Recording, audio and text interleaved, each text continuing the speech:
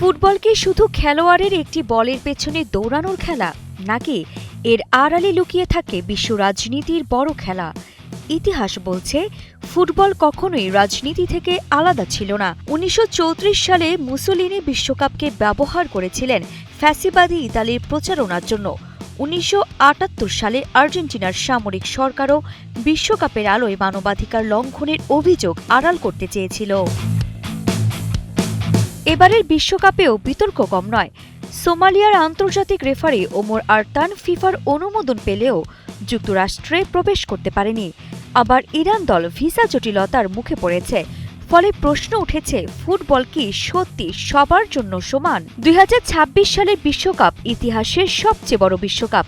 প্রথমবারের মতো যুক্তরাষ্ট্র, কানাডা ও মেক্সিকো ৩ দেশ মিলে আয়োজন করেছে এই আসর। মাঠে তারকারা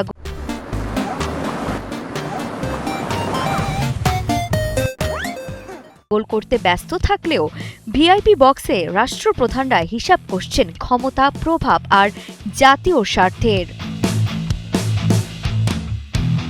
আজকের দিনে এই কৌশলের নতুন নাম স্পোর্টস ওয়াশিং, অর্থাৎ দেশের বিতর্ক বা সমালোচনা ঢাকতে খেলাধুলাকে ব্যবহার করা।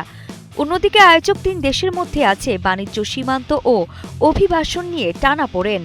কিন্তু বিশ্বকাপের মঞ্চে সবাই একসঙ্গেই হাসছে।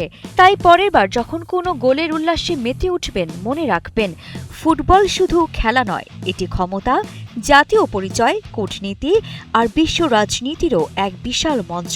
গোলপোস্টের জাল যতটা কাঁপে, তার চেয়েও বেশি কাঁপে ক্ষমতার সমীকরণ। আরিফা জাহান, কালের কণ্ঠ স্পোর্টস।